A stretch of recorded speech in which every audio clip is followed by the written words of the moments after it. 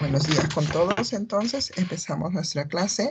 El curso es de biología, nuestra primera semana. Vuelvo a repetir, mi nombre es Patricia Salízar. ¿Ok? Entonces, tenemos un tiempo bastante corto para este curso. En este ciclo solamente son 1 hora 40 minutos. Vamos a empezar de una vez. Bien. La biología como tal es una ciencia que estudia todos los organismos vivos. ¿Quién inicia con el estudio de los organismos vivos? Es Aristóteles. Aristóteles en el siglo IV saca las primeras investigaciones sistemáticas al respecto de los organismos vivos. Pero no es sino hasta el año de 1802 que Jean-Baptiste de Monnet, conocido como el Caballero de Lamarck, que ustedes están viendo acá en la imagen, es el primero que acuña el término biología a través o a partir de dos voces griegas. Bios, que significa vida, y logos, que significa tratado, estudio, discurso. Y en base a esto, nosotros definimos la biología, entonces, como el estudio de los organismos vivos en todos sus ámbitos, absolutamente todos sus ámbitos, su organización, su desarrollo, su reproducción, su morfología, fisiología, etc. Y como ustedes comprenderán, estudiar un organismo vivo es realmente amplio, porque somos de lo más simple a lo más complejo, ¿correcto? Entonces, el estudiar los organismos vivos es sumamente amplio.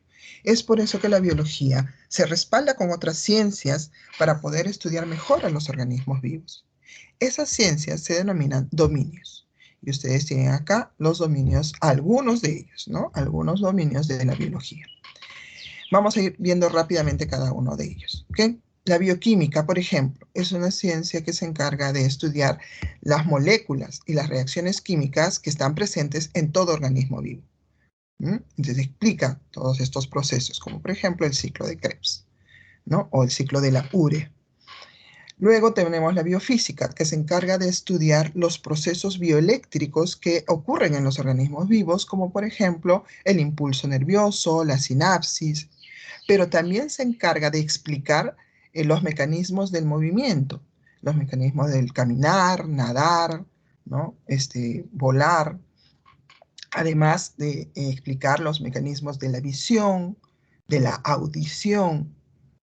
Entonces, de eso se encarga la biofísica. La biología celular, como su nombre lo indica, y ustedes probablemente ya hayan deducido, pues se encarga de estudiar a la célula desde todos sus ámbitos, ¿no? Morfológico y fisiológico. ¿Ya? La histología, ustedes ven acá, un conjunto de células, pues se encarga de estudiar a los tejidos. Los tejidos son asociaciones de células muy particulares que se van a unir para formar una estructura común para cumplir una determinada función, ¿no? Entonces, la histología se encarga de estudiar estos tejidos. La paleontología se encarga de estudiar los fósiles, ya sean vertebrados o invertebrados, ¿no? ¿Y qué son los fósiles? Pues restos de organismos, ¿no? Que vivieron hace millones de años y que entraron, cuando murieron, a un proceso de mineralización, ¿no? Bien. La taxonomía es la ciencia que se encarga de estudiar y ordenar a los organismos vivos, ¿no? Ordena, clasifica a los organismos vivos basado en ciertas características. La ecología estudia los organismos vivos en relación a su interacción con otras especies, otros organismos y con la interacción con su medio ambiente. En otras palabras, la ecología estudia los ecosistemas. La etología estudia el comportamiento de los organismos vivos. Como por ejemplo, cuando nosotros sacamos a nuestros perritos al parque, ¿no? Y de repente nuestro perrito va levantando la patita cada medio metro, cada esquinita. Entonces, ¿qué está haciendo? No solo micciona, sino marca su territorio, ¿no? Entonces, ese comportamiento lo estudia la etología. O de repente cuando hemos visto en el parque dos palomitas, ¿no? Una de las palomas empieza a gorgojear e infla su pechito y está detrás de otra paloma. Entonces, es el macho cortejando a la hembra. Ese comportamiento de cortejo también lo estudia la etología, ¿correcto? Bien. La genética estudia la herencia y los genes. La virología, la bacteriología, la protología, la micología están encerradas en un dominio llamado microbiología. ¿correcto? La microbiología encierra estos dominios, pero a su vez, cada uno de estos dominios tiene un objetivo de estudio. La virología estudia estos entes genéticos llamados virus. La bacteriología, las bacterias. La protozoología estudia los protozoarios. Y ustedes dirán, ¿qué es un protozoario? Pues es un organismo unicelular. Y se diferencia de las bacterias porque los protozoarios son células eucariotas, mientras que las bacterias son células procariotas. ¿Y eso qué significa? Significa que las bacterias no presentan un núcleo definido, mientras que los protozoarios sí lo presentan. Eu significa verdadero, ¿no? Cario, membrana o núcleo. Entonces, los protozoarios presentan núcleo. ¿Ya? Esa es la diferencia porque ambos son unicelulares. La micología estudia los hongos. Te vuelvo a repetir, ahí ustedes lo tienen, todos ellos pertenecen a su vez al dominio llamado microbiología. Luego tenemos la botánica, que estudia las plantas desde todos sus ámbitos, la zoología, que estudia a los animales, igual, desde todos sus ámbitos, la evolución, que estudia los cambios que han sufrido los organismos vivos a través del tiempo. La biotecnología es una ciencia que que utiliza la tecnología, la ingeniería, para poder modificar a los organismos vivos y poder hacer un mejoramiento en favor de la humanidad. La bioinformática es una ciencia que se encarga de usar la tecnología computacional para poder predecir eventos dentro del ecosistema o dentro de los organismos vivos. ¿Está claro? ¿Hay ahí hasta ahí alguna pregunta? ¿Algo que no haya quedado claro? Todo está claro entonces. ¿Sí? Bien. Como la biología estudia los organismos vivos, tenemos que ver primero qué es un organismo vivo, ¿correcto? Entonces, ¿cómo se define un organismo vivo? Un organismo vivo. Sí, Melchor, ¿tienes alguna pregunta? Profesor, ¿cómo se podría definir la etología como comportamientos? La etología, sí, estudia el comportamiento. Por ejemplo, en ustedes nada más, jóvenes, cuando a un chico le gusta una chica, ¿qué hace? La invita al cine, le invita a comer, ¿correcto?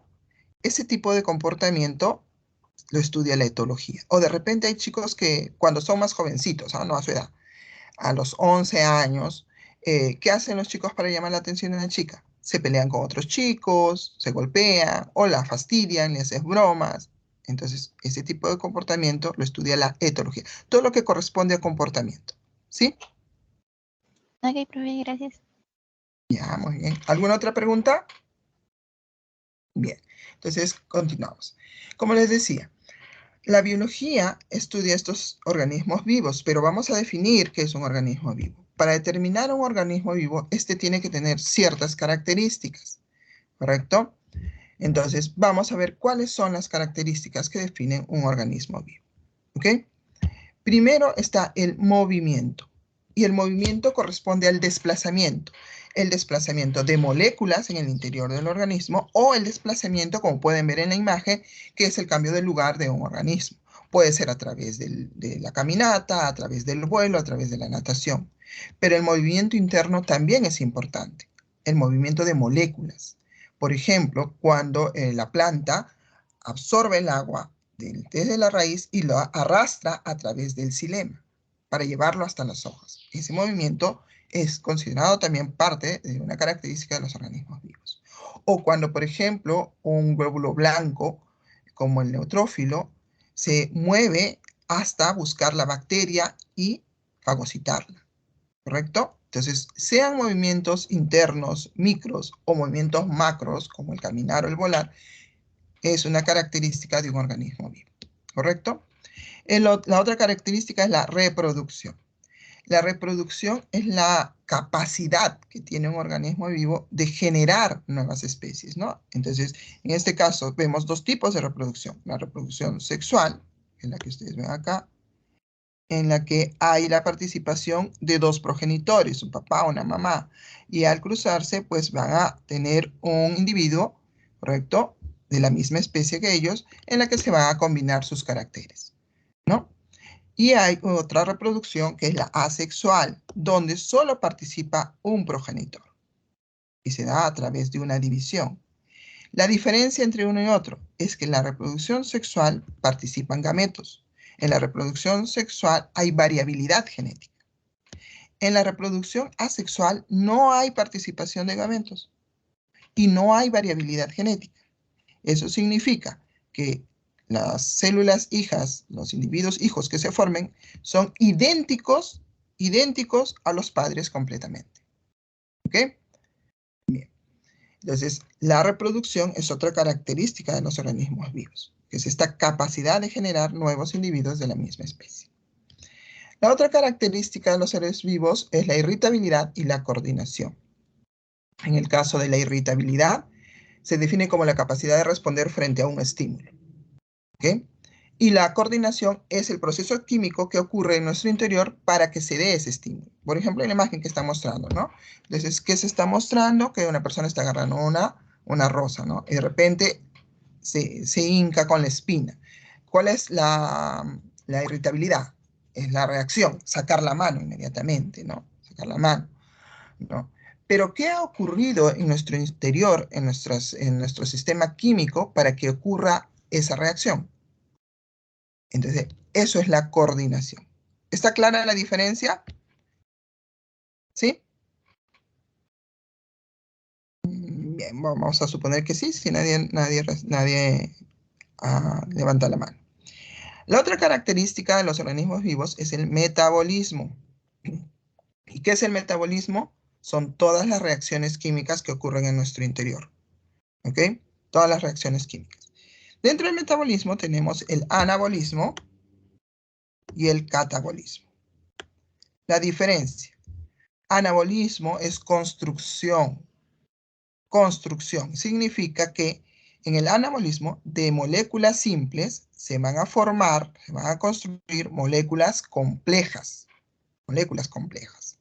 ¿Correcto? Y este proceso requiere gasto de energía. Por lo que se dice que es una reacción endergónica, porque hay gasto de energía. ¿Ok? ¿Qué procesos anabólicos nosotros conocemos? Está, por ejemplo, la fotosíntesis, o la quimiosíntesis, o la gluconeogénesis. ¿Ok? El otro proceso, el catabolismo, es más bien la destrucción, la degradación. Entonces, las moléculas complejas se van a transformar en moléculas simples. Y para eso se va a formar energía. En este proceso se libera energía. Por eso se dice que es un proceso exergónico. Exergónico. ¿Correcto? ¿Qué procesos nosotros conocemos como catabólicos? Por ejemplo, la respiración celular, la fermentación, la glucólisis, la glucogenólisis. Esos son procesos catabólicos. Bien. Otra característica del ser vivo, el crecimiento. El crecimiento es el aumento, en el caso de los organismos pluricelulares, el aumento de moléculas, aumento de células y el aumento en el tamaño de las células. Nosotros, igual que las plantitas, empezamos siendo una célula y esa célula se divide, se multiplica, ¿no? Va aumentando sus moléculas y, por tanto, va aumentando de tamaño. Ese es el crecimiento. En los organismos unicelulares, como pueden ver en su pantalla, por ejemplo, un protozoario como una ameba, va a dividirse generando dos pequeñas células hijas y estas van a crecer. ¿Cómo? Aumentando su volumen citoplasmático. Aumentan su volumen citoplasmático, ¿no? Entonces ahí pueden ver ustedes en la imagen, ¿no? Ahí pueden ver ustedes en la imagen que se les ha puesto ahí arribita como un pequeño ejemplo, ¿no? Bien, la otra característica es la homeostasis. En el caso de la homeostasis es el equilibrio interno, ¿ya? Es el equilibrio interno de nuestro organismo, ¿no? Entonces, como por ejemplo, cuando nosotros hacemos mucho ejercicio y sudamos, perdemos agua, ¿correcto? Y el sistema sabe que estamos deshidratándonos. Entonces las células han perdido agua, la sangre se hace un poco más espesa porque se pierde agua a través del sudor. ¿Y eso qué hace? El sistema se encuentra en desequilibrio. Es por eso que responde a este desequilibrio enviando una señal al cerebro para que nos produzca sed. Para que nos produzca sed y nosotros ¿qué hagamos? Tomemos agua y podamos entrar nuevamente al equilibrio molecular en el interior de las células. Entonces, la homeostasis es el equilibrio interno de nuestras células, ¿correcto? Entonces, mientras mantengamos ese equilibrio, nosotros estaremos en un estado de salud, ¿ya? La adaptación. La adaptación es una facultad que los organismos tienen de desarrollar durante ciertos periodos de tiempo propiedades que pueden ser estructurales, pueden ser funcionales, que les va a permitir subsistir y además reproducirse en ciertas condiciones en el medio ambiente, en ciertas condiciones que pueden ser adversas en el medio ambiente, ¿correcto? Entonces, son cambios temporales. Cuando el cambio que ha ocurrido es a largo plazo, entonces esta adaptación ya se vuelve una característica evolutiva. El organismo evoluciona, ¿correcto? Por ejemplo, ¿qué están viendo acá? Están viendo ustedes el proceso de mimetización de dos organismos, ¿no? Mimetización quiere decir que han evolucionado, se han adaptado a la naturaleza que los rodea para que el color de sus cuerpos puedan ocultarlos en el follaje, ¿no? En nosotros, cuando ustedes, por ejemplo, están mucho tiempo en el agua, en la piscina, ¿qué ocurre con sus manos? Se arrugan, ¿no es cierto? Se arrugan sus manos, sus pies. ¿Por qué? Porque en el agua nosotros no tenemos una superficie sólida para sostenernos. Entonces, ¿qué hace el agua? Arruga la piel para hacerla una superficie más áspera, tratando, intentando hacer que nosotros podamos sujetarnos mejor. Entonces, es una adaptación. Cuando nosotros salimos del agua, nuestra piel nuevamente regresa a su forma original. ¿Ya? Bien. Luego está la organización específica, otra característica de los seres vivos. En este caso, la organización específica habla de cómo estamos estructurados, desde el átomo más simple hasta lo más complejo. ¿Correcto? Bien, entonces vamos a ver cuál es la organización específica de los organismos vivos. ¿Ya? ¿Hasta ahí alguna pregunta? ¿Todo está claro? Profe, ¿Sí? ¿nos podría dar otro ejemplo de irritabilidad y coordinación, por Claro. favor? No hay ningún problema. Por ejemplo, cuando tú estás picando una cebolla, ¿ya? Y de repente se te va la mano y te cortas un poquito. ¿Qué haces? ¿Tu mano se queda quieta o inmediatamente se retrae? Instintivamente se retrae. Se retrae, ¿no? Entonces, estás respondiendo a un estímulo. La irritabilidad es eso, responder frente a un estímulo. Pasa el cuchillo, ¿no? Tú sientes el dolor y retraes la mano. Eso es irritabilidad. ¿Qué es la coordinación? La coordinación es la sinapsis, el impulso nervioso que ha llevado ese estímulo, ese dolor, ese corte, lo ha llevado hasta el cerebro, ha procesado el dolor y ha enviado una respuesta para que tú puedas contraer la mano. Entonces, todo eso que ha pasado en el interior para que tú puedas contraer la mano es la coordinación. La contracción de la mano es la irritabilidad, la respuesta al estímulo. ¿Está más claro? Sí, profe, gracias. Ya, muy bien. Ahora, vamos a ver la organización de los organismos vivos rápidamente. Vemos los niveles de organización de los organismos vivos del nivel más elemental, que es el nivel subcelular. Dentro del nivel subcelular tenemos el nivel atómico, es decir, todos los organismos vivos están constituidos, están formados por átomos. Átomos como el carbono, el hidrógeno, el oxígeno, ¿correcto? Y demás, el azufre, el hierro, que dentro de un poco vamos a ir viendo cada uno de sus elementos. Cuando los átomos interactúan entre sí, forman las moléculas, nivel molecular. Por ejemplo, el oxígeno como molécula respirable. El agua, que está formado por un átomo de oxígeno, dos de hidrógeno. Pero también aquí tenemos a los aminoácidos, que están formados por carbono, hidrógeno, oxígeno. Los nucleótidos, que están formados por carbono, hidrógeno, oxígeno, nitrógeno, ¿no? Los monosacáridos, que también están conformados por carbono, hidrógeno, oxígeno. ¿Ok? Entonces son moléculas. Cuando las moléculas interactúan entre sí, ya forman moléculas mucho más complejas, a las que se les llama macromoléculas. Aquí tenemos, por ejemplo, las proteínas. Las proteínas son la interacción de los aminoácidos. O tenemos, por ejemplo, los ácidos nucleicos, que son la interacción de los nucleótidos. O los polisacáridos, que son la interacción de los monosacáridos. Entonces, esos son macromoléculas. Cuando las macromoléculas se unen y se interactúan entre sí, forman los complejos supramoleculares. Y aquí tenemos un ejemplo en la imagen, que es, por ejemplo, la membrana plasmática. ¿Qué estamos viendo? Estamos viendo proteínas interrelacionándose con carbohidratos, estas pequeñas moléculas aquí, carbohidratos, interrelacionándose con los fosfolípidos. Entonces ya son varias macromoléculas que se unen. Entonces forman las membranas plasmáticas. ¿Qué otro complejo supramolecular? Los ribosomas, por ejemplo, ¿no? Que están formados por la asociación de proteínas y ácidos nucleicos. O los nucleolos, que también están formados por asociación de proteínas y ácidos nucleicos.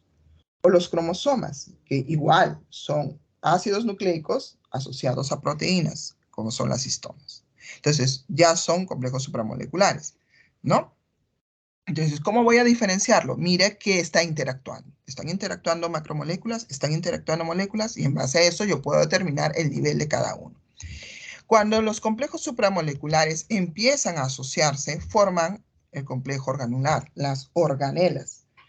¿Cuáles son esos? Tenemos acá la mitocondria, tenemos al retículo endoplasmático, tenemos al lisosoma, al núcleo, ¿no? Al cloroplasto. Entonces, todo ese nivel organular, que cuando entremos ahorita a célula eucariota, vamos a irlos viendo. ¿Correcto? Una vez que está el nivel subcelular, estos se forman formando el nivel celular, las células. Ya están formadas las células. Las células se unen formando los tejidos, nivel tisular. Los tejidos se van a unir cuando los tejidos tienen estructuras comunes para formar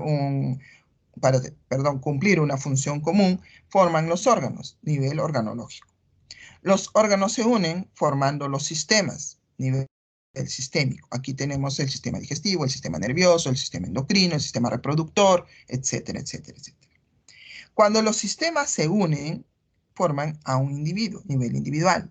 En el caso del ser humano, por ejemplo, 13 sistemas diferentes interactúan entre sí, formando un individuo.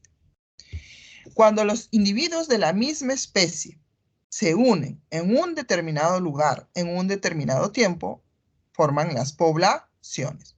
Entonces, ¿cómo se define una población? Una población se define como un grupo de individuos de la misma especie que ocupan un mismo lugar en un mismo tiempo. Estas tres características definen una población. Ojo aquí, si falta una de estas tres características, solo basta que falte uno, deja de ser una población. Deja de ser una población. ¿Correcto? O sea, si no hay tiempo, no hay lugar, no hay mismas especies, deja de ser población. ¿Ya? Eso lo tienen que tener bien claro. La comunidad, conjunto de poblaciones que ocupan un determinado lugar en un determinado tiempo. Poblaciones que pueden ser de diferentes especies, no hay problema. Pero aquí en la comunidad se conjunta de poblaciones de diferentes especies que ocupan un determinado lugar en un determinado tiempo. El ecosistema. El ecosistema es el conjunto de comunidades que van a interactuar entre sí y que van a interactuar con su medio ambiente. Ese es el ecosistema. ¿Ya? La ecosfera es el conjunto de ecosistemas del planeta Tierra.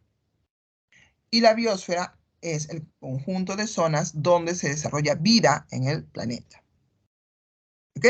Entonces, esos son los niveles de organización de los organismos vivos. ¿Hasta ahí está claro? Sí, profesor.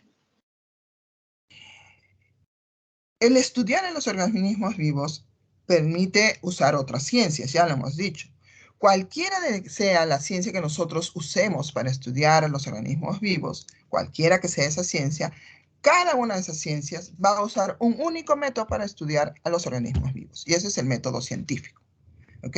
El método científico, entonces, es la forma en que los científicos pueden encontrar una respuesta a fenómenos que ocurren en la naturaleza, ¿no? Entonces, a través del método científico se pueden explicar fenómenos en la naturaleza. El método científico debe ser ordenado, debe ser organizado, ¿no? Y debe tener pautas para poder realizarse de manera idónea, adecuada. ¿Cuáles son las etapas que nosotros debemos seguir en un método científico? Está la observación. La observación es el descubrir un fenómeno en la naturaleza que llame fuertemente nuestra atención y que no tenga una explicación, ¿correcto? Esta observación nos va a llevar a hacernos preguntas, siempre lo hacemos, y las preguntas a su vez nos lleva a darnos una respuesta. Esta respuesta que nosotros planteamos a nuestras preguntas es lo que se conoce como la hipótesis. La hipótesis entonces es una posible respuesta a nuestra interrogante, ocasionada por la observación. ¿Ok? Por ejemplo, yo vivo en la sierra y cuando yo era niña yo veía en las zonas de charcos un montón de anfibios.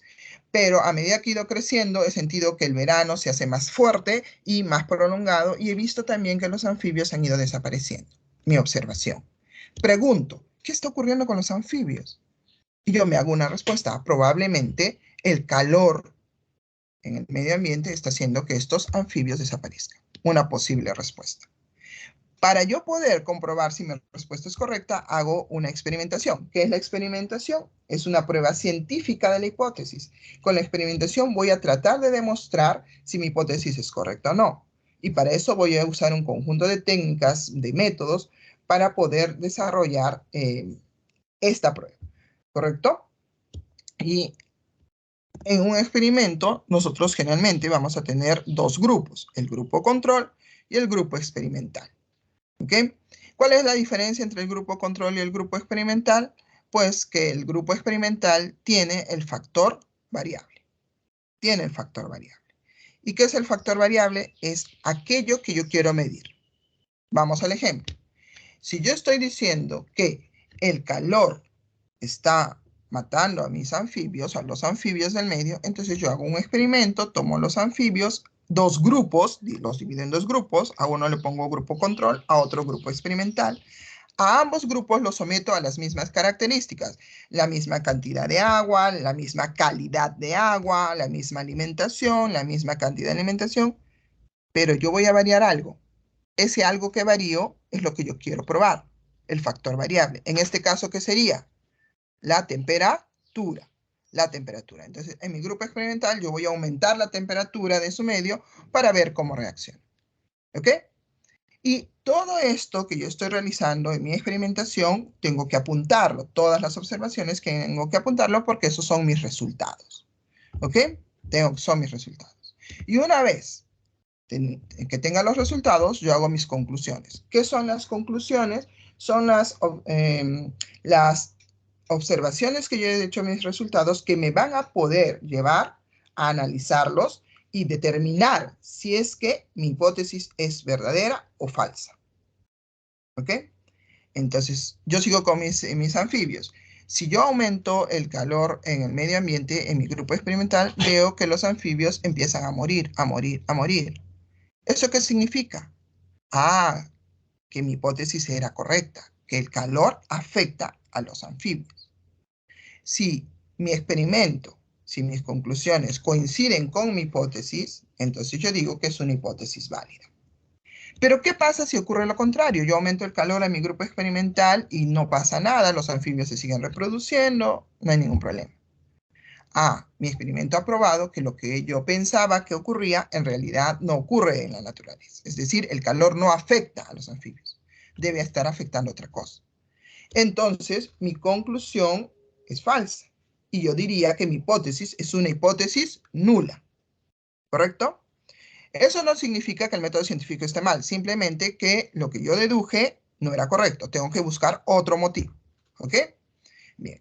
Dentro de las conclusiones podemos ver dos tipos. La conclusión deductiva, que sale del experimento, del razonamiento que yo he hecho en mi método científico, y la conclusión empírica, que sale de la experiencia.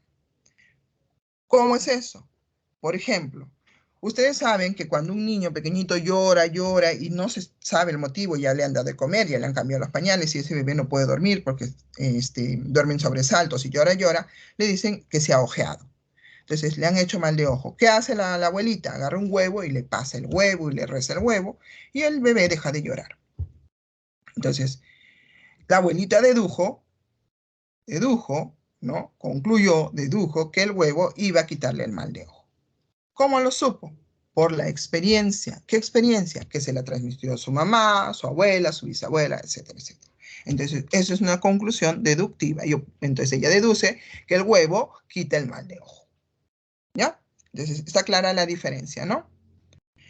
Y con el método científico nosotros podemos plantearnos teorías. Y ahí ustedes tienen la definición de la teoría. ¿Qué es una teoría? Una teoría se establece a partir de un experimento y explica un fenómeno observado en la naturaleza. Esta explicación tiene un respaldo científico y puede evolucionar, puede cambiar una teoría a medida que vamos descubriendo otras cosas dentro de la naturaleza. ¿Ya?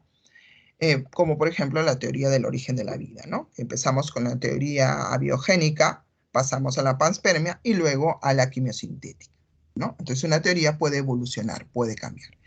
Y también podemos plantear leyes. Las leyes, a diferencia de las teorías, simplemente describen un fenómeno que se observa en la naturaleza, pero no explica el por qué o el cómo.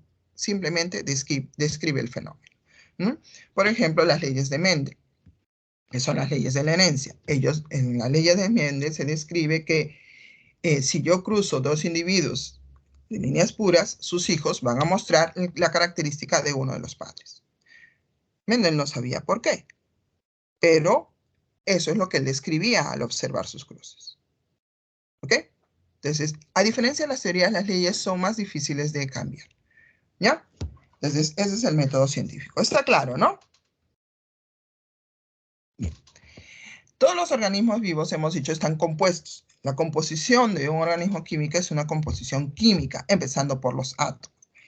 Estos átomos, estos elementos que conforman un organismo vivo reciben el nombre de bioelementos o elementos biogénicos. Son aproximadamente 25 elementos que conforman a los organismos vivos de los 118 que existen en la naturaleza. Y se han agrupado en 3. Y su agrupación no va a depender de su importancia, sino de su abundancia. ¿Ya? ¿Por qué? Porque todos los elementos son importantes para los organismos vivos, absolutamente todos. Entonces su agrupación es por la abundancia presente en los organismos vivos. Ustedes en su separata tienen las características de cada uno de estos elementos. No vamos a ir hablando de cada uno de ellos porque el tiempo nos ganaría. Pero sí vamos a decir que los 3 grupos son los bioelementos primarios. Está el carbono, el hidrógeno, oxígeno y nitrógeno. Los bioelementos secundarios, está acá el calcio, el potasio, el fósforo, el azufre, el sodio, el magnesio, el cloro y el hierro. Ahí en su separata no hay hierro, ahí lo adicionan. Y una característica del hierro es que facilita el transporte de oxígeno en los vertebrados. ¿Ok? Entonces, este sí lo adicionan en su separata. Ahí está el hierro. Luego están los oligoelementos. Está el manganeso, el yodo, el cobre. Ese tampoco está en su separata. Lo adicionan como una característica importante del cobre es que facilita el transporte de oxígeno en los invertebrados uniéndose a la hemocianina, ¿no? A la hemocianina, ¿ya? Entonces es una característica del cobre.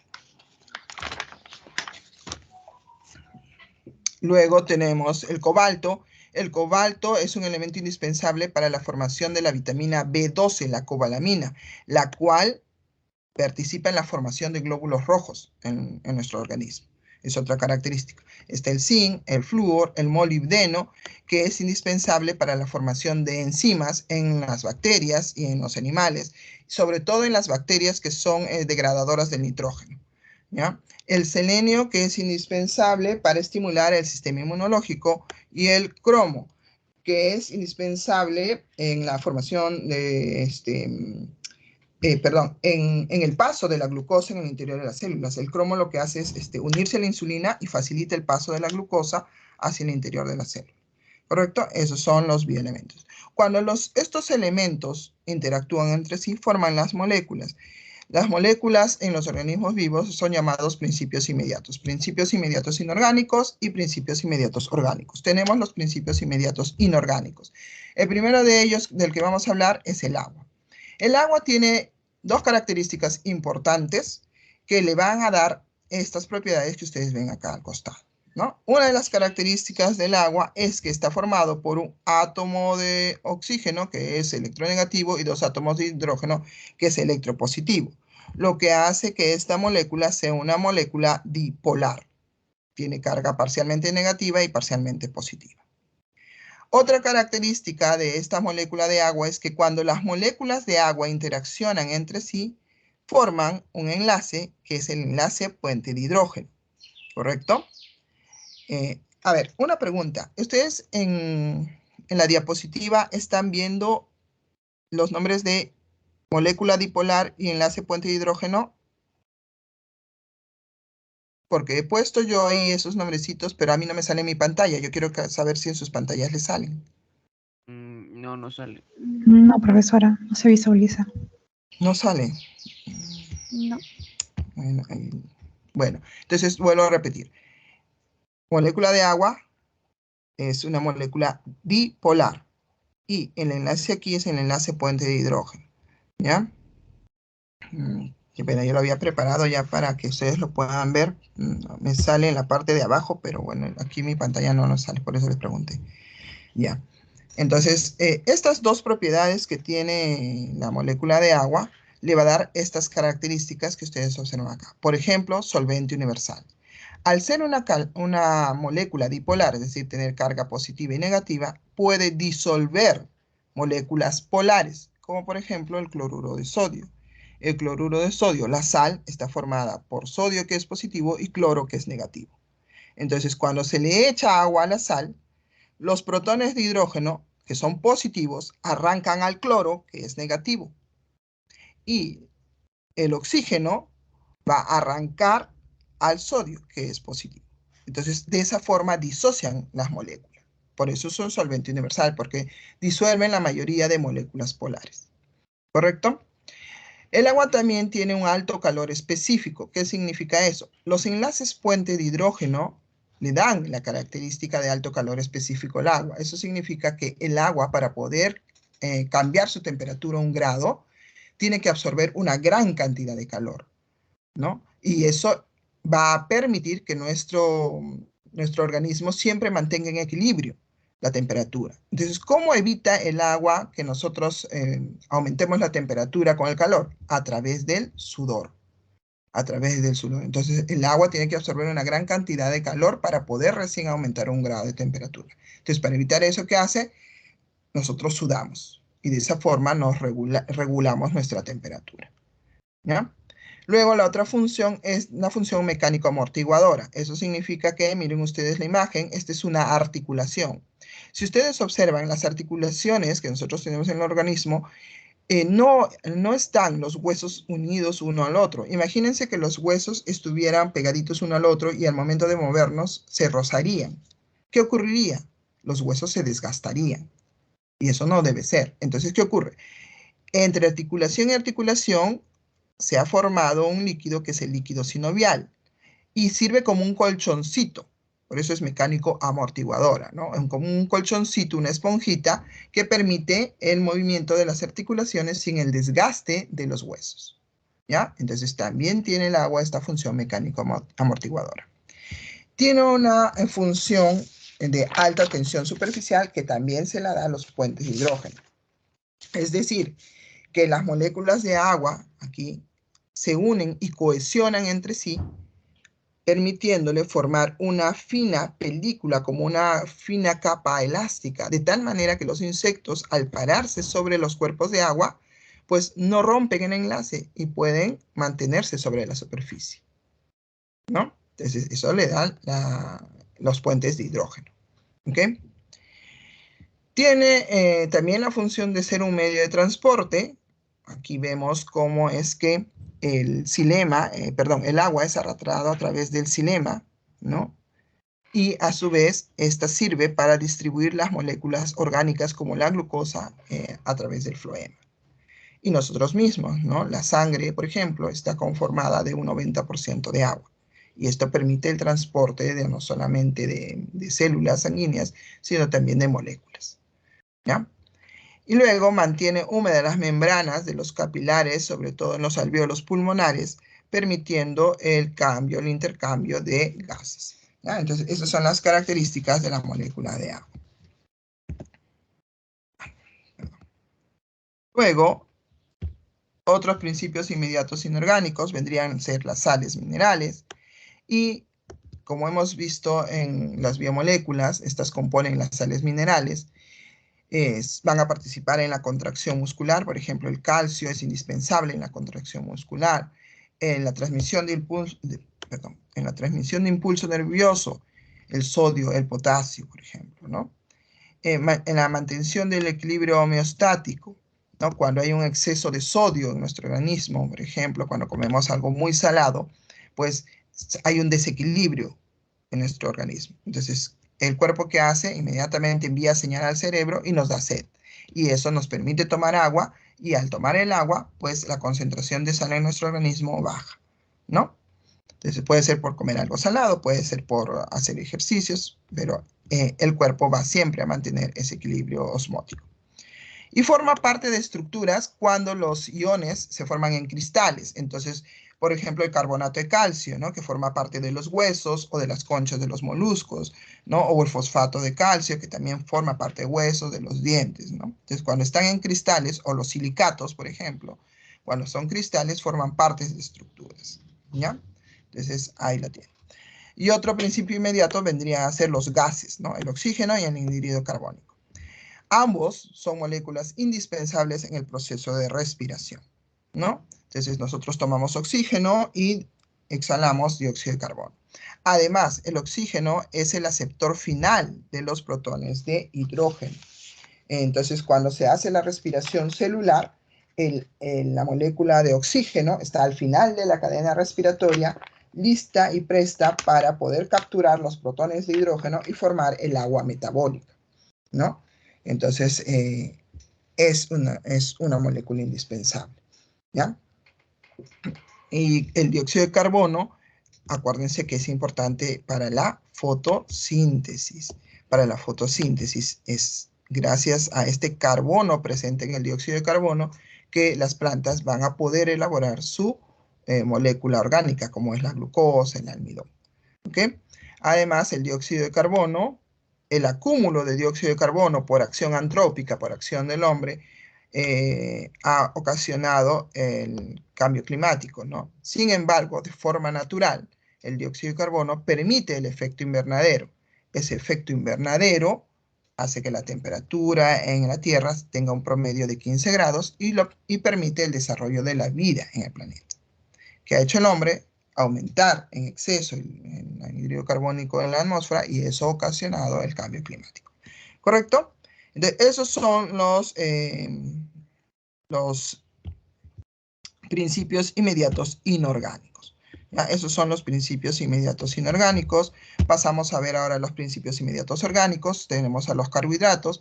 Los carbohidratos son moléculas ternarias, están conformadas por carbono, hidrógeno, oxígeno, ¿no? Son moléculas también polares. Su función es ser fuente de energía inmediata. Los carbohidratos se metabolizan rápidamente, es por eso que el cuerpo usa los carbohidratos como fuente de energía inmediata. Para ustedes, la unidad de los carbohidratos son los monosacáridos, acá lo tienen, ¿no? Que son solubles en agua y tienen un sabor dulce. ¿Cuáles son los monosacáridos? Aquellos carbohidratos que tienen de 3 a 7 carbonos, ¿correcto? ¿Cuáles los que ustedes deben de saber? Aquellos que tienen 5 carbonos, las pentosas. Dentro de las pentosas está la ribosa, que constituye parte del ARN, la desoxirribosa, que forma parte del ADN, y la ribulosa, que participa en el ciclo de Calvin en la fase oscura de la fotosíntesis. Y luego están las hexosas, ¿ya? Aquí tenemos la fructosa, también llamada lebulosa, la galactosa, que la vamos a encontrar en la leche, y la glucosa, también llamada dextrosa. ¿Ok? Entonces, esos son los monosacáridos que ustedes siempre tienen que tener en su cabecita, ¿ya? Cuando los monosacáridos se unen, forman los disacáridos. Al unirse, pierden una molécula de agua. El enlace que se forma es el enlace glucosídico. ¿Cuáles son los disacáridos más importantes? La sacarosa, que lo tienen acá, que se forma por una glucosa y una fructosa. La lactosa, que se forma de una glucosa con la galactosa. Y la maltosa, que se forma de la unión de dos glucosas. ¿Correcto? ¿Dónde encontramos sacarosa? En la caña de azúcar. ¿Dónde encontramos lactosa? En la leche. Y la maltosa en la cebada, en la malta. ¿Ya? Entonces, esos son los disacáridos. Cuando más de 10 monosacáridos se unen, ya forman los polisacáridos. Y a diferencia de los monosacáridos, los polisacáridos son insolubles en agua y no tienen un sabor dulce. Ya no tienen sabor dulce. Los polisacáridos funcionan como fuente de energía, de almacenamiento. Esa es fuente de energía almacenada. Tenemos el almidón almacenado en las plantas. ¿Dónde, profesora? Por ejemplo, la papa. Cuando la planta elabora mucha glucosa y no la consume toda, tiene que almacenarla en forma de almidón en los tubérculos. En los tubérculos como la papa. ¿Cierto? Y luego está el glucógeno, que lo vamos a observar como fuente de energía almacenada en los animales. ¿Dónde se almacena? En el hígado. Cuando ustedes, por ejemplo, no toman desayuno un día, no toman desayuno, se levantan, van a su clase inmediatamente y no toman desayuno, sus células resienten esa falta de energía. ¿Por qué? Porque su glucosa en sangre baja. La célula necesita esa energía para trabajar. Pero como ustedes no le han dado, ¿qué hace? Saca la reserva. Entonces se manda una orden al hígado para que el glucógeno sea sacado del hígado y sea partido en glucosas y esa glucosa sea enviada a la sangre para que nuestras células trabajen con ese glucógeno. ¿Cuánto tiempo, profesora? Bueno, puede ser 2 horas, 4 horas, mediodía máximo, ¿no? Mediodía máximo, porque la reserva de glucógeno no va a ser para toda la vida, ¿no? Entonces, por eso es necesario tener un buen desayuno. Tener un buen desayuno, un buen almuerzo y la cena sí tiene que ser poquito. ¿Ya? Y luego también tenemos los polisacáridos estructurales, es decir, forman parte de estructuras. Aquí tenemos la celulosa, que forma parte de la pared celular de las plantas. ¿Ya? Entonces, la pared celular de las plantas está constituida de celulosa. Tenemos la quitina, que está constituyendo el exoesqueleto de los invertebrados, de los artrópodos, no de todos los animales, de los artrópodos, ¿ya? De los insectos, ¿no? Los crustáceos, etcétera, etcétera. Pero también la quitina la vamos a encontrar constituyendo la pared celular de los hongos, ¿ya? De los hongos. Y luego está la mureína. La mureína vamos a encontrarla conformando la pared celular de las bacterias, ¿ya? Entonces, esos son los polisacáridos. ¿Está claro hasta ahí? ¿Preguntas? Todo claro, Miss. Muy bien. La siguiente molécula vendrían a ser los lípidos. Los lípidos también son moléculas ternarias, también están conformados por carbono, hidrógeno, oxígeno. Pero la diferencia con los carbohidratos es que los lípidos tienen escaso oxígeno, casi nada de oxígeno. Entonces las hacen moléculas apolares, insolubles en agua. ¿Ya? Insolubles en agua. Dentro de los lípidos nosotros vamos a ver a los lípidos simples y a los lípidos complejos. ¿Cuál es la diferencia? Los lípidos simples están conformados por ácido graso y alcohol. Los lípidos complejos también están formados por ácido graso y alcohol. Pero, adicionalmente a eso, los lípidos complejos presentan otra molécula, que puede ser un nitrógeno, puede ser un fósforo. Entonces, si es, por ejemplo, un fósforo o un fosfato, formarán los llamados fosfolípidos, que dentro de un segundo vamos a hablar. ¿Ya? Entonces, esa es la diferencia entre un lípido simple y un lípido complejo. ¿Ok? Entonces, ¿tienen alcohol? Sí. ¿Tienen ácido graso? Sí. Pero los complejos tienen un elemento más. ¿Ok? ¿Y qué pasa con los esteroides? Bueno, los esteroides son lípidos que no presentan ácido graso. No presentan ácido graso. ¿Está claro? Bien. Vamos a ir hablando entonces de cada uno de ellos rápidamente. Los lípidos simples. Aquí vamos a tener, dentro de los lípidos simples, a las grasas neutras y a las ceras. ¿Ok? Las grasas neutras también son llamadas acilgliceroles y están conformadas por un alcohol, que es el glicerol, y ácido graso. En este caso, ¿cuál es la grasa neutra o acilglicerol más importante? El triglicérido. El triglicérido es el más importante que ustedes tienen que conocer. Triglicérido, ¿por qué? Porque al glicerol se han unido 3 ácidos grasos. 3 ácidos grasos. ¿Ok? El enlace que se va a formar es el enlace éster. Es el enlace éster. ¿Ok? Bien. Los ácidos grasos que forman a los triglicéridos pueden ser saturados o insaturados. ¿Cuáles son los saturados? Miren ustedes la gráfica.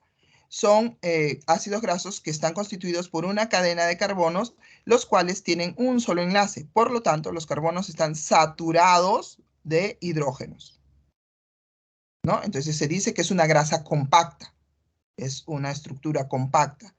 Entonces, ¿cuáles? Por ejemplo, la manteca. Un ácido graso saturado. Luego los insaturados. Miren su estructura. Presenta carbono, pero a lo largo de la cadena de carbono pueden encontrarse enlaces dobles o triples entre carbono y carbono. Lo que hace que haya un quiebre en la cadena como un pequeño codo, ¿no? Y estos carbonos no están completamente saturados de hidrógeno, por eso son insaturados. Y estos son grasas líquidas, como los aceites, como el aceite de oliva, por ejemplo. ¿Ya? Entonces, estos son los ácidos grasos y que conforman a las grasas neutras o acilgliceroles. Luego están las ceras. Las ceras también están formadas por un alcohol, que es un alcohol lineal, y el ácido graso. En este caso, las ceras actúan como una capa impermeable, que le va a dar impermeabilidad a la estructura. Lo vamos a encontrar sobre las frutas, lo vamos a encontrar sobre las hojas y tallos jóvenes, y los vamos a encontrar sobre el exoesqueleto de insectos, o sobre las uñas también podemos encontrarlos. ¿Correcto? Esos son los lípidos. Bien, los lípidos complejos. En los lípidos complejos nosotros vamos a encontrar a los fosfolípidos, ¿no? Entonces, dentro de los fosfolípidos, los más importantes, ustedes lo tienen ahí en su separata, es la fosfatidilcolina, llamada también lecitina, y también tenemos a la fosfatidilcerina. Estos son lípidos estructurales, forman parte de la membrana plasmática, ¿ya? Forman parte de la membrana plasmática. Luego tenemos los esteroides, que como dije, no son lípidos que tengan ácido graso. En este caso, los esteroides van a ser lípidos derivados, ¿no? Derivados. Entonces, aquí a quienes tenemos. Tenemos el colesterol, que es un lípido estructural, forma parte de la membrana plasmática también. Tenemos a las hormonas sexuales, como la progesterona, la testosterona, el estrógeno. Tenemos acá también a las sales biliares y la vitamina D. ¿Ya? Entonces, esos son los lípidos. ¿Cuál es la función de los lípidos? Les dije, es fuente de energía de tiempo largo, ¿no? Fuente de energía a largo plazo, ¿ya? Y también son estructurales sus funciones. ¿Ok? Bien. Luego tenemos acá a las proteínas, que son las moléculas más abundantes, ¿ok? Las más abundantes del organismo. Las proteínas están conformadas por aminoácidos. Su unidad es el aminoácido. Un aminoácido está conformado por un carbono central, que ven acá, un radical, que es el que diferencia un aminoácido de otro, un hidrógeno por otro lado, y por un lado tiene un grupo amino, que está constituido por nitrógeno, y por el otro lado el grupo carboxilo, que está constituido por el carbono y oxígenos. El grupo amino puede actuar como una base, mientras que el grupo carboxilo actúa como un ácido. Como el aminoácido tiene esta característica de actuar como una base y un ácido, se le dice que es una molécula anfótera. ¿Okay? Es una molécula anfótera. Cuando los aminoácidos se unen, lo van a hacer del grupo carboxilo de un aminoácido con el grupo amino de otro aminoácido, como pueden verlo acá en la pequeña gráfica de acá. Cuando se enlazan, pierden una molécula de agua. El enlace que se va a formar es el enlace peptídico. ¿Ok? Ahora, las proteínas pueden ser clasificadas según su función biológica en hormonales. son proteínas de señalización, es decir, envían señal química al cuerpo. ¿Quiénes? Por ejemplo, la insulina, la prolactina, la insulina que es la responsable del transporte de glucosa. La prolactina, esta hormona es responsable de la producción de leche y el crecimiento de las glándulas mamarias. La hormona de crecimiento que actúa sobre los músculos y los huesos para poder desarrollarlos, ¿no es cierto? Luego tenemos las hormonas estructurales porque forman parte de una estructura. Entonces, dentro de estas tenemos, por ejemplo, la alfa-queratina, ¿no? Entonces, la alfa-queratina vamos a encontrarla, por ejemplo, en los pelos, vamos a encontrarla en las plumas, en las uñas, en el pico, en los cuernos, ¿no? E incluso sobre la piel, ¿ya? Luego tenemos otra proteína estructural, que es el colágeno, que lo vamos a encontrar en los cartílagos, en los tendones, ¿no? En la piel también.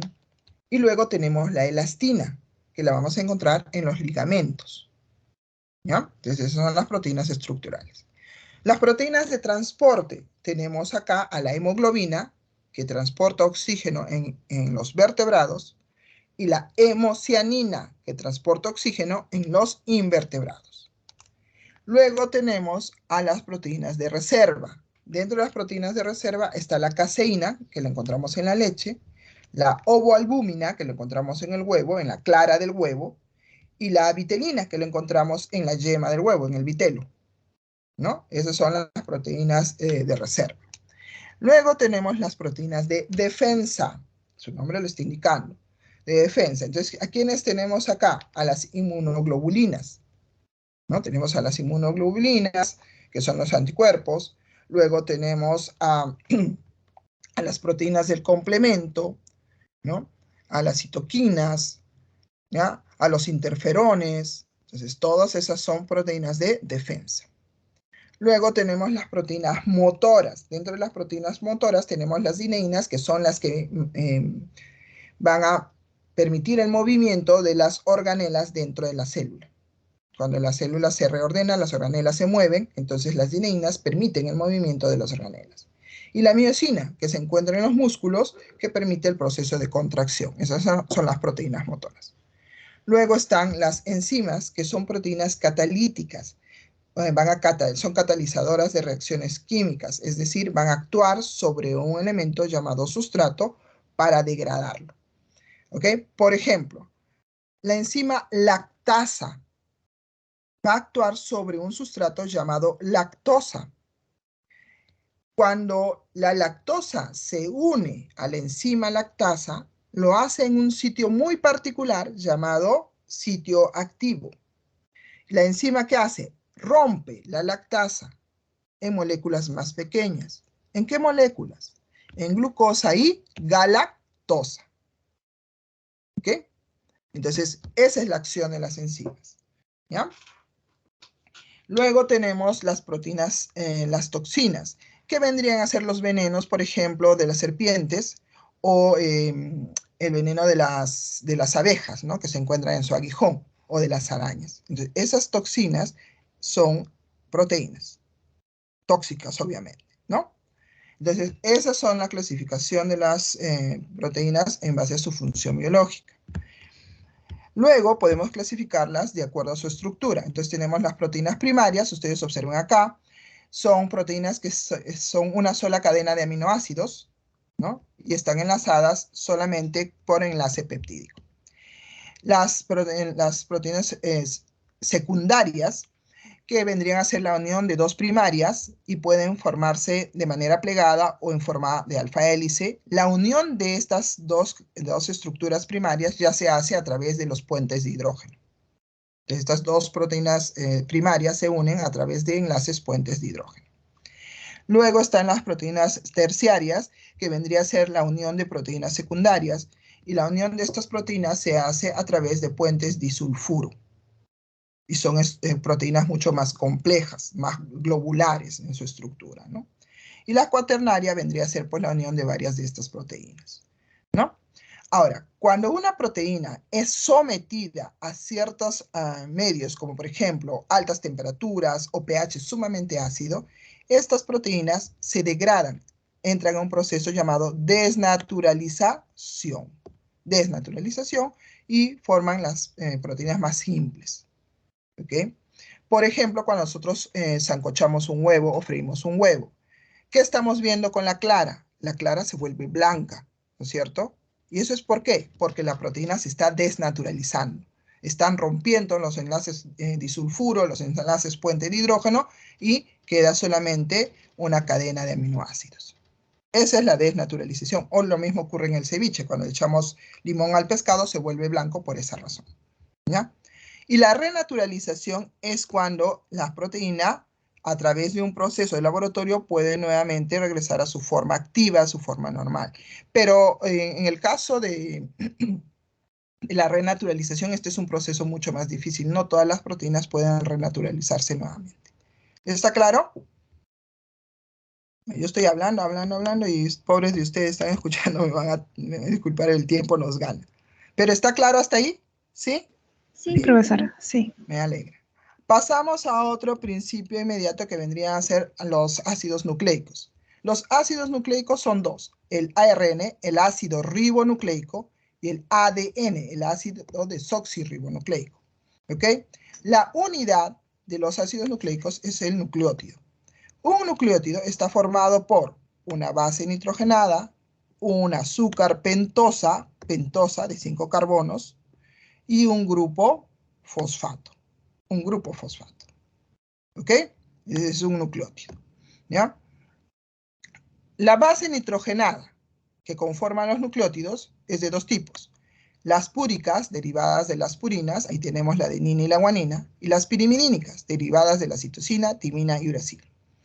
¿Ya? Ahí tenemos, perdón, derivadas de las pirimidinas, y tenemos ahí la citosina, timina y uracilo. ¿Ok? Ahora, mucho ojo con lo que les voy a explicar ahora. Empezando por el ADN. El ADN es la cadena, la molécula de repente más importante de nuestro organismo porque tiene toda nuestra información genética, absolutamente toda nuestra información genética está escrito en el ADN. Y este se encuentra en el núcleo de la célula. ¿Ok? Y está formada, miren acá, por dos cadenas. Una complementa a la otra. Acá también la pueden ver. Una cadena y otra cadena.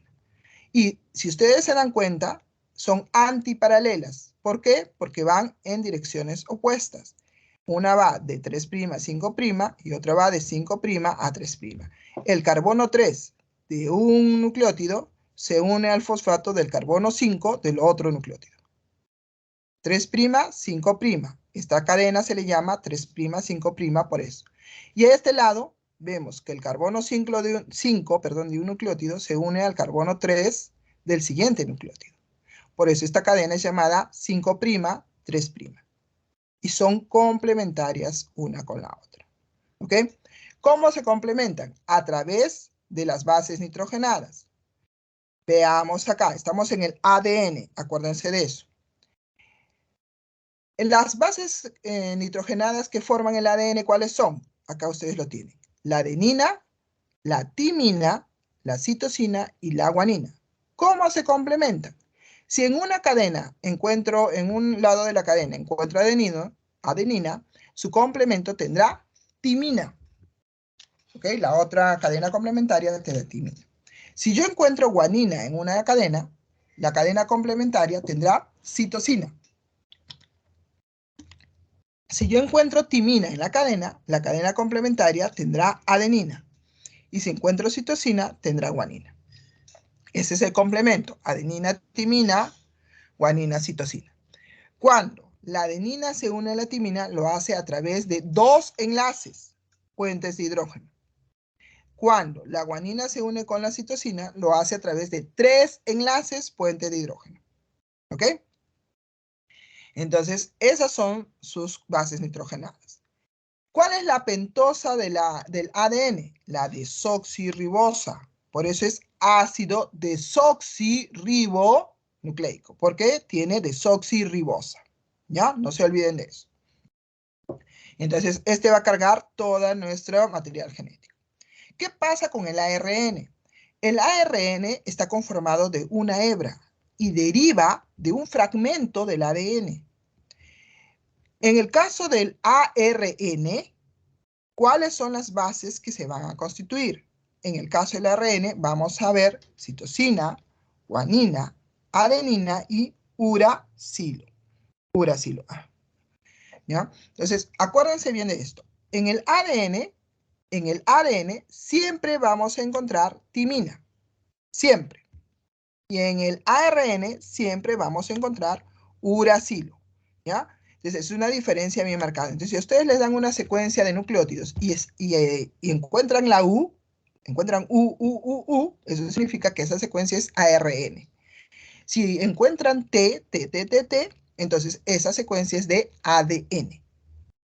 Eso lo tienen que tener bien claro, ¿ya? Entonces, además, otra diferencia es que el ARN tiene como pentosa a la ribosa, por eso ácido ribonucleico, porque viene de ribosa, ¿ya? Y el ARN va a cargar la información genética del ADN y llevarlo fuera del núcleo para la síntesis de proteína que vamos a ver más adelante, ¿correcto? Entonces, esos son las moléculas. ¿Hasta ahí preguntas? Bien, pasamos entonces. ¿Sí? ¿Alguien quiso preguntar algo? No, ya. Entonces pasamos a teoría celular. La teoría celular nos indica, sustenta que la célula es la unidad morfológica y fisiológica fundamental de todo ser vivo. ¿Ok? Eso es lo que sostiene la teoría celular. Ese es el dogma de la biología en teoría celular. La célula es la unidad morfológica y fisiológica fundamental de todo ser vivo. ¿En qué se basa ese dogma? En las afirmaciones que vemos a continuación. Por ejemplo, Slater y Schwann sostienen que el cuerpo de todas las plantas y los animales están formados por células. Rudolph sostiene que las células nuevas que aparecen van a venir de la división de células ya existentes. Y Weismann sostiene que todas las células actuales derivan de células remotas, ¿no? Entonces, en base a esta afirmación, se da el dogma de la biología de la célula, ¿no? Que es la unidad morfológica, fisiológica y fundamental de todo ser vivo. Dos tipos de células: las células procariotas, que están constituidas por las eubacterias y las arqueas, que son las bacterias propiamente dicho, y las eucariotas, que vamos a verla más adelante. Las células procariotas, las bacterias, ¿cómo están estructuradas? ¿Cómo están constituidas? Vamos a observar acá que externamente, vamos a ver acá, externamente presentan una capa mucosa, viscosa, constituido de polisacáridos llamada cápsula. ¿Todas las bacterias tienen cápsula? No, no todas las bacterias tienen cápsula, pero algunas bacterias van a tener la cápsula y esta estructura le va a permitir protegerse de la fagocitosis. Entonces, por ejemplo, bacterias que ingresan a nuestro organismo van a ser eliminadas por los glóbulos blancos como los neutrófilos, ¿correcto? Pero cuando ellas desarrollan la cápsula, esto evita que el neutrófilo, como la consistencia de la cápsula es viscosa, tipo mucosa, porque son polisacáridos, evita que el neutrófilo pueda fagocitarla, pueda comerla para destruirla, ¿ya? Entonces, la capa más externa de una bacteria puede ser la cápsula, ¿ya? Que es un conjunto de polisacáridos viscosos.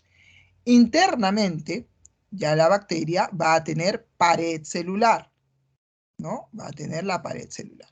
Como dijimos en algún momento, la pared celular, aquí nuevamente regresamos, de las bacterias, están conformadas por una molécula llamada mureína, ¿no es cierto? También es llamada, ay caramba, disculpen, puedo cambiar, acá está, péptidoglucano, ¿ya? Mureína o péptidoglucano. Esa es la molécula más importante dentro de la pared celular de las bacterias. Ahora, miren la diferencia. La composición de la pared de las bacterias hace que éstas sean clasificadas en gram positivas y gram negativas. Al revés, ¿no? Gram negativa es la costumbre. Gram negativas y gram positivas. Miren ustedes la diferencia entre una pared y otra. Las gram negativas tienen una capa delgada de peptidoglucano, una capa delgada de peptidoglucano acompañada de una membrana lipídica externa. Todo esto vendría a ser la pared de las gram negativas. Mientras que las gram positivas, miren ustedes, tienen una capa gruesa de peptidoglucano asociados a ácidos como el lipoteicoico y el ácido teicoico, ¿no? Pero tienen una capa gruesa de peptidoglucano. Esto hace que cuando nosotros usemos la coloración gram en estas bacterias, se van a teñir de diferente forma. Las gram negativas, por ejemplo, al echarle la coloración gram, como tienen poquito peptidoglucano, mantienen el color rojo o rosado del tinte. Mientras que las gram positivas, por ejemplo, como tienen una capa gruesa de peptidoglucano, van a tener una coloración azul o violeta frente al tinte del gram. Por eso se le dicen gram positivas. ¿Ok? La pared, vamos a regresar, la pared de la bacteria le va a dar rigidez, le va a dar forma y la va a proteger a la bacteria. ¿Ok? Entonces es fundamental por eso y ya saben cómo está compuesta la pared, ¿ya? De peptidoglucano o moreína. ¿Ok? Internamente, o sea, en la cara interna de la pared celular, hacia adentro, está la membrana celular. La membrana celular de la bacteria son dos capas, ¿no? Una capa externa, que está pegada a la pared, y una capa interna. La capa interna de la pared de la membrana celular presenta unos pliegues, que son los llamados mesosomas, unos pliegues internos. Bueno, el gráfico lo muestra bien, pero acá está un pequeño pliegue, ¿no? Como representación, que son los llamados mesosomas. ¿Ok? El mesosoma, estos pliegues internos, son indispensables. ¿Por qué? Porque en los mesosomas vamos a encontrar todas las enzimas que las bacterias van a usar para su proceso metabólico, para su reproducción, para su respiración, para su quimiosíntesis, etcétera, etcétera, etcétera. Pero también en el mesosoma se va a fijar, se va a anclar el genoma bacteriano, el cromosoma de la bacteria, el ADN bacteriano. El ADN de la bacteria, aquí lo van a encontrar ustedes, es un ADN circular, libre y desnudo, ¿ya? Libre, ¿por qué? Porque no está rodeado de una membrana, porque no presenta núcleo, no está en el núcleo, ¿ok? Y libre y desnudo, ¿por qué? Porque no presenta asociación con proteínas histonas. Aquí no vamos a encontrar proteínas histonas. ¿Ya? Entonces, el ADN de la bacteria no está suelto en el citoplasma dando golpes, no. Está fijo a los mesosomas. En cualquier parte, no. En una zona particular del citoplasma donde hay mayor concentración de citoplasma. Esa zona es el nucleoide. Entonces, el nucleoide es la zona donde se va a encontrar el ADN bacteriano, el cual va a estar fijo a los mesosomas. ¿Ok? El ADN es un cromosoma. En este caso, en las bacterias se considera que su ADN es un solo cromosoma. ¿Ya? Bueno, luego tenemos el citoplasma como tal, que es el fluido, el gelatinoso que se encuentra en el interior de la célula. Y aquí vamos a encontrar otras estructuras como las inclusiones, por ejemplo, que son acúmulos de sustancias de reserva. Entonces, la bacteria, cuando hace su quimiosíntesis, reserva sustancias en forma de cristal, como la glucosa, por ejemplo, ¿no? Y esos acúmulos de sustancias reserva son las inclusiones. Luego están los ribosomas. En el caso de los ribosomas, son ribosomas tipo 70S, que le va a permitir la síntesis de sus propias proteínas. Además, tienen el plásmido. El plásmido es un conjunto de genes fuera del ADN cromosómico, son genes extracromosómicos, y el plásmido va a servir para el proceso de conjugación, es decir, cuando la bacteria pasa genes a otra bacteria. ¿Todas las bacterias tienen plásmido? No todas las bacterias tienen plásmido. ¿Ya? ¿Qué genes vamos a encontrar en el plásmido? Vamos a encontrar los genes de resistencia, por ejemplo, en los antibióticos. Vamos a encontrar genes de virulencia, de toxicidad de las bacterias. Ahí vamos a encontrar esos genes en el plásmido. Luego vamos a encontrar las fimbrias. Las fimbrias son estructuras de adhesión de las bacterias. Estas pequeñas barbitas que ustedes observan aquí son las fimbrias, que le va a servir a la bacteria para sujetarse a otras bacterias formando colonias o sujetarse a sustratos, a superficies. ¿Correcto? Esas son las fimbrias. Dentro de estas tenemos una que es una de las más importantes, que vendría a ser el pili o pelo, ¿no? Pili o pelo, que le va a permitir hacer el proceso de conjugación. ¿Todas las bacterias tienen pili? No, solo aquellas que tienen plásmido tienen pili. ¿Por qué? Porque el pili va a permitirle a la bacteria sujetar a otra bacteria y atraerla hacia sí para poder hacer el proceso de conjugación. ¿Ya? Y luego otra estructura vendría a ser el flagelo, que es una estructura de locomoción. El flagelo de las bacterias está formada por una proteína llamada flagelina. ¿Ya? Entonces, estructura de locomoción. Ahora, de acuerdo a la posición de los flagelos en la bacteria, esta puede ser clasificada como monotríquica, es decir, un solo flagelo, lofotríquica, un penacho de flagelos a un lado, anfitríquica puede ser un flagelo a cada lado o un penacho de flagelos a cada lado, y peritríquica, ¿no? O sea, flagelos alrededor del cuerpo de la bacteria, ¿ya? Aquí ustedes en esta imagen ustedes pueden ver perfectamente las fimbrias y aquí el pili o pelo de conjugación. ¿Ok? Acá está el plásmido, se ve mucho mejor en esta imagen. Acuérdense que los plásmidos son genes extracromosómicos. Esta es la bacteria, el cromosoma principal, y acá están genes extracromosómicos. Son doble cadena. ¿Ya? Ahora, otra estructura que forman las bacterias son las esporas. Y esto ocurre cuando una bacteria es sometida a condiciones ambientales desfavorables. Entonces, para poder subsistir, ¿qué hace la bacteria? Lo que hace la bacteria es encerrar en una estructura su genoma, su ADN, con un poco de citoplasma. Esa estructura que encierra el ADN y el citoplasma de la bacteria se llama espora. Y suelta todo el resto del cuerpo de la bacteria, que es el cuerpo vegetativo. ¿Ya? Entonces lo suelta todo y la bacteria espera que las condiciones sean propicias para nuevamente salir. Cuando la bacteria está en espora, toda su tasa metabólica se reduce. No se reproduce nada. ¿Para qué? Para ahorrar energía. ¿Ok? Entonces, esa es la espora, esas son las estructuras de la bacteria. Ahora, las bacterias pueden ser clasificadas de acuerdo a su forma. Hemos dicho que la pared da la forma, ¿no? Entonces tenemos acá los cocos, tienen forma esférica, los bacilos, bastonadas y espirilos, ¿no? Ahí en su separato ustedes tienen las imágenes y con una mayor clasificación, ahí lo van a poder ver en detalle, ¿ya? Bien. Ahora, las bacterias pueden ser clasificadas también de acuerdo a de dónde toman su fuente de carbono y su fuente de energía, de dónde la toman. Entonces, fuente de carbono.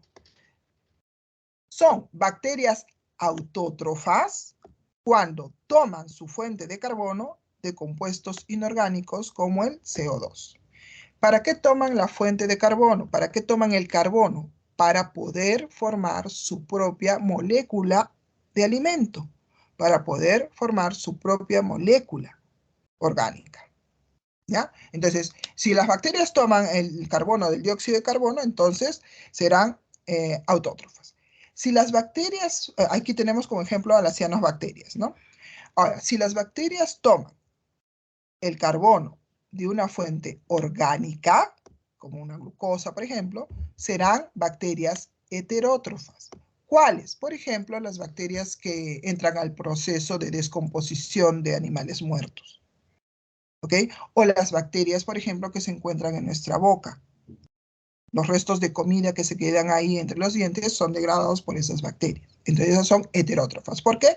Porque usan compuestos orgánicos para arrancarles el carbono y poder elaborar su propia molécula orgánica. ¿Ya? Entonces, esos son autótrofas y heterótrofas, según su fuente de carbono. Según su fuente de energía, según la fuente de donde toman la energía para poder elaborar su compuesto orgánico, pueden ser quimiótrofas, porque lo toman de elementos químicos, o fotótrofas, porque lo toman de la luz. ¿Ok? Entonces, de la luz solar, ¿no? Entonces, Ahí tenemos. Dentro de los quimiótrofos tenemos los quimiolitótrofos. Eso significa que estas bacterias toman su fuente de energía de elementos químicos inorgánicos, ¿no? Ahí tenemos, por ejemplo, las bacterias del azufre, las bacterias del nitrógeno, las bacterias del hidrógeno, etcétera, etcétera, etcétera. Y luego tenemos las quimiorganótrofas. Las bacterias quimiorganótrofas son aquellas bacterias que toman su fuente de energía de compuestos orgánicos.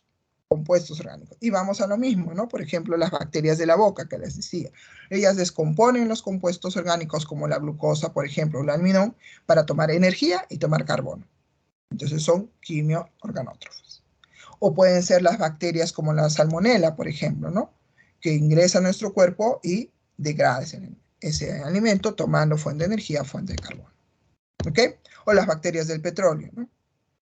Está claro, ¿no? Entonces, la mayoría de las bacterias, por eso les ponen acá, la mayoría de las bacterias son quimiorganótrofas. ¿Ya? Está clara la diferencia, ¿no? Bien.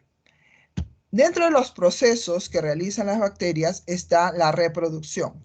La reproducción de las bacterias es una reproducción asexual. Es una reproducción asexual por bipartición. ¿Ok?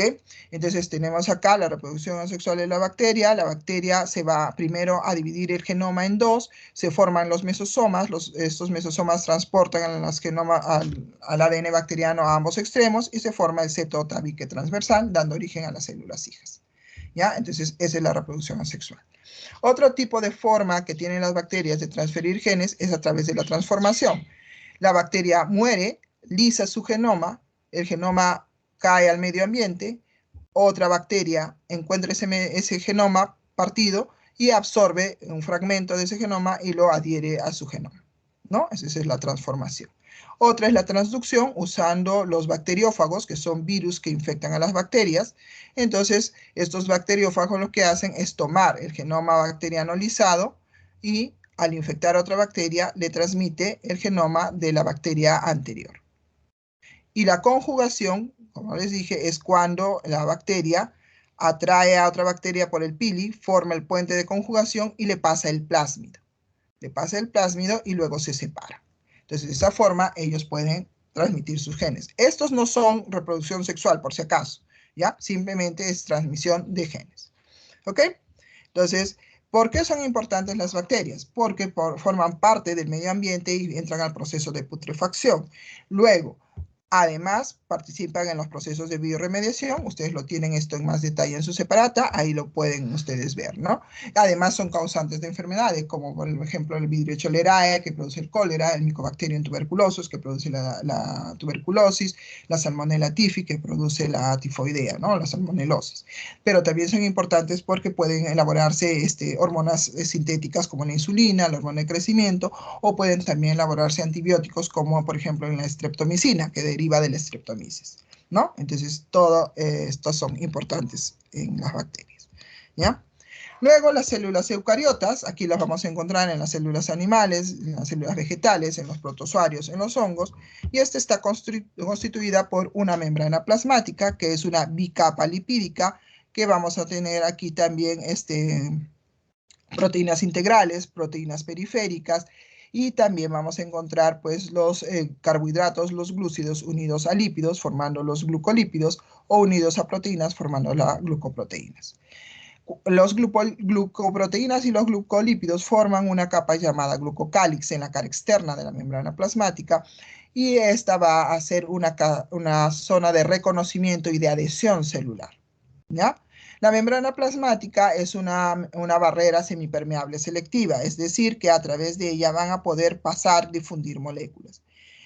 Los tipos de difusión. Tenemos la difusión simple, en la que las moléculas pequeñas, como el oxígeno, el dióxido de carbono o la urea, pueden atravesar la capa lipídica. La ósmosis es cuando el agua atraviesa la membrana lipídica. La difusión facilitada, ¿no? O transporte pasivo, también le dicen, es cuando las moléculas usan las proteínas integrales para poder atravesar la membrana plasmática. Y luego está el transporte activo, aquí donde se gasta energía, y estos son, por ejemplo, la bomba de sodio-potasio, en la que salen 3 sodios e ingresan 2 potasios para que estas moléculas puedan atravesar la membrana plasmática.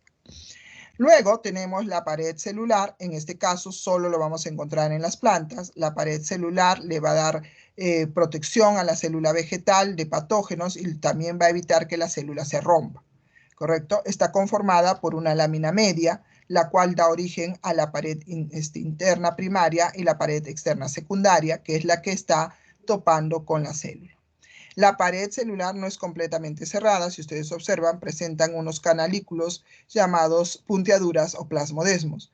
Y estos canalículos permiten que las células se comuniquen entre sí, ¿ya? La pared celular de las plantas, acuérdense que está constituido de celulosa y de los hongos de quitina. ¿Ok? Luego tenemos acá el citoplasma, que es el medio interno de la célula, ¿no? Ese citoplasma está constituido por el citosol, que vendría a ser el fluido, el líquido, el fluido gelatinoso de la célula, y el citoesqueleto, que está conformado por fibras, ¿no? Ahí ustedes pueden ver en su separata, estas fibras son, por ejemplo, la actina. En este caso, los microfilamentos están constituidos por fibras de actina, son los más delgados. Si ustedes ven en sus separatas, son los que se encuentran bordeando la célula, ¿no? Se encargan del movimiento celular, ¿no? Del movimiento ameboideo, de la ciclosis. Luego están los filamentos intermedios, que son los más, no son ni muy gruesos ni muy delgados. Estos están constituidos de queratina, que vamos a encontrarlo, por ejemplo, en el tejido epitelial, pero también tiene, por ejemplo, vimentina, ¿no? Que está constituyendo el tejido conectivo. Tiene neurofilamentos y también la vamos a encontrar en las láminas nucleares, que son las láminas que se encuentran en la cara interna de la membrana nuclear, ¿no? Luego están los microtúbulos, que están constituidos por tubulina. Estos se encargan de la posición de las organelas, van a darle forma a la célula, van a darle esta consistencia gel al citosol, ¿no? Va a dar una estructura más organizada y también forma parte de cilios, de flagelos y del centriolo. ¿Ok? A ver, ¿dónde está? Luego tenemos los ribosomas, que en este caso está constituido, son unidades en las que se sintetizan las proteínas, están constituidas por 2 subunidades, la subunidad mayor y la subunidad menor. Les dije, en las eucariotas son 70S, en las procariotas son 70S, en las eucariotas 80S. Su función, vuelvo a repetir, síntesis de proteína. Retículo endoplasmático, 2 tipos, el rugoso, que está pegado al núcleo, y el liso, que está más externo, o sea, está pegado al rugoso, está continuo al rugoso. El retículo endoplasmático rugoso está asociado a ribosomas, entonces su función es la síntesis de proteínas, ¿ya? El retículo endoplasmático liso, síntesis de lípidos, la glucogenólisis y la detoxificación. Esas son sus funciones. El aparato de Golgi, como ustedes pueden ver, es un acúmulo de membranas y aquí se va a modificar, transformar y empaquetar proteínas. Entonces el aparato de Golgi puede formar el lisosoma, puede formar el acrosoma y proteínas que forman parte de la membrana plasmática. Tenemos al lisosoma, acá ustedes ven, es una organela de doble membrana, está constituida por enzimas hidrolíticas y se encarga de la digestión celular, ¿no? Entonces, cuando la célula hace una fagocitosis de una bacteria, esta forma el fagosoma. El lisosoma primario se une al fagosoma, constituyendo el lisosoma secundario. Las enzimas degradan a la bacteria y los restos son expulsados por exocitosis de la célula. Otra particularidad que tienen los lisosomas es que pueden hacer la autofagia. Cuando hay organelas defectuosas o en mayor número en la célula, pues los lisosomas primarios encierran a esas organelas y las degradan también y las expulsan a través por exocitosis. El peroxisoma es otra organela que va a formar peróxido de hidrógeno que permite la degradación de sustancias como el etanol, el metanol, a sustancias más simples y luego forma el agua y el oxígeno, ¿no? La vacuola es una organela que se presenta en tejido en las plantas y sirve para almacenar agua principalmente, pero puede almacenar otras sustancias también. La membrana que rodea la vacuola es el tonoplasto, ¿ok?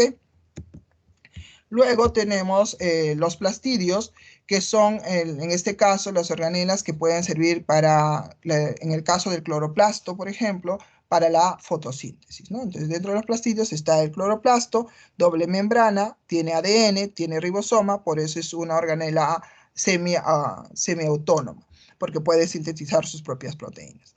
El cloroplasto es la organela responsable de la fotosíntesis, ¿ya? Luego está el cromoplasto, donde se almacenan los pigmentos, ¿no? El pigmento, acá ustedes lo tienen en su separata, son pigmentos que le van a dar coloración a las plantas, ¿no? Luego están los leucoplastos que sirven de almacenamiento, ustedes también lo tienen ahí, el amiloplasto, el proteinioplasto y los elaioplastos. Luego están las mitocondrias, que son organelas de doble membrana también, son semiautónomas también porque tienen su propio ADN, su propio ribosoma. La función de las mitocondrias es la síntesis de ATP, la fosforilación oxidativa, la respiración celular. ¿Ya? Esa es su función. Los glioxisomas son muy similares a los peroxisomas, pero lo encontramos solo en plantas y sirve para metabolizar los lípidos, transformarlos en carbohidratos y que el embrión lo use como fuente de energía. Los centriolos son organelos constituidos por centrosomas y por un conjunto de microtúbulos que lo rodea, que vendría a ser el áster. Y son importantes, ¿por qué? Porque los centriolos van a formar el uso acromático o uso mitótico. Luego tenemos el núcleo, que es la organela de doble membrana, donde se va a encontrar la cromatina. Dos tipos de cromatina. La eucromatina, que está pegada a la membrana nuclear, que es la que tiene mayor condensación, y es la menos activa. Y la heterocromatina. Y la eucromatina es la menos densa, es la más activa y es la que va a entrar a este proceso de conjugación de genes, ¿no es cierto? Luego vamos a tener a los nucleolos, que es la zona donde se arman y se forman los ribosomas. El núcleo tiene una membrana que no es continua, tiene unos poros altamente selectivos. Y en estos poros solamente van a pasar moléculas específicas, como el ARN, por ejemplo, va a poder salir de ahí, ¿ya? Entonces, la envoltura del núcleo se denomina carioteca, ¿ok? Entonces, ese es el núcleo. Ahora, en el núcleo va a ocurrir el proceso de replicación. ¿Qué es el proceso de replicación? Significa que a partir de un ARN se forma otro ARN, Va a ocurrir también el proceso de transcripción. ¿Qué significa eso? Que a partir de un fragmento de ADN se forma ARN. El ARN sale del núcleo y en el citoplasma, en los ribosomas, se produce la traducción, es decir, la síntesis de proteínas. ¿Ok? Solo algunos virus, como los retrovirus, pueden hacer que a partir de un ARN se forme ADN. Y eso es por la enzima que tienen, que es la retrotranscriptasa. ¿Ya? El proceso de replicación rápidamente, ¿cómo ocurre? A partir de un único ADN se van a generar dos ADNs más. Esto va a ocurrir cuando la helicasa corte los enlaces puentes de hidrógeno del ADN y separe las dos hebras. Una vez que ha ocurrido eso, la topoisomerasa por delante de la helicasa va desenrollando el superenrollamiento del ADN, desenrolla el ADN.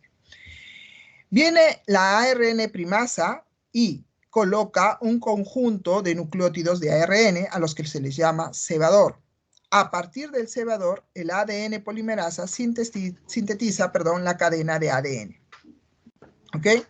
En la otra hebra, el ARN primasa coloca varios cebadores y el ADN polimerasa sintetiza el ADN de cebador a cebador. Estos fragmentos de ADN que son sintetizados de cebador a cebador son los llamados fragmentos de Okazaki. ¿Ok? Una vez que se han sintetizado estos fragmentos, una vez que se ha sintetizado este ADN, el ADN polimerasa 1 saca los cebadores y los reemplaza por bases nitrogenadas, por nucleótidos de ADN. Y el ADN ligasa une esos fragmentos, generando así dos hebras de ADN. ¿Ok? En el proceso de traducción y transcripción, solo a partir de un fragmento de ADN se copia el ARN. Este va al ribosoma y empieza a sintetizarse la proteína. ¿Ok? Entonces, eso sería. Ahora, el código genético vendría a ser, pues, esta relación que hay entre los tripletes o codones del ARN con los aminoácidos que va a codificar. ¿Ya? Y hay 3 tripletes o codones que no codifican aminoácido alguno, que son los llamados stop, y ustedes lo tienen acá en el cuadro. Ahora, existen solo 64 codones y vuelvo a repetir, 3 no codifican para aminoácido alguno. Siempre en la síntesis de proteínas se inicia con este codón, A u G, que sintetiza para la metionina. Es universal porque todos los organismos vivos tienen código genético, no usa comas, y es degenerado, ¿por qué? Porque muchos aminoácidos van a ser sintetizados a partir de similares tripletes, ¿ya? Pero no es imperfecto, ¿ok? Entonces, eso se basaría toda la explicación de la clase de hoy. Acá tienen ustedes la clave, rápidamente, les voy a leer. 1E, 2A, 3D, 4A, 5B, 6E, 7D, 8A, 9B, 10E, 11E, 12A, 13E, 14C, 15B. Listo, chicos. ¿Tienen alguna pregunta? Ha sido súper rápida la clase, pero como ven, es bastante información para el tiempo que tenemos, ¿no? ¿Preguntas? ¿Se han desmayado? ¿Siguen despiertos? Sí, Miss, todo claro. Todo bien. Todo bien. Bien. Entonces, chicos, ya nos vemos la próxima semana, ¿ya? Estudien, por favor, que los meses, las 8 semanitas se van rápido. Cuídense. Chao, Miss, cuídese. Cuídense, chicos.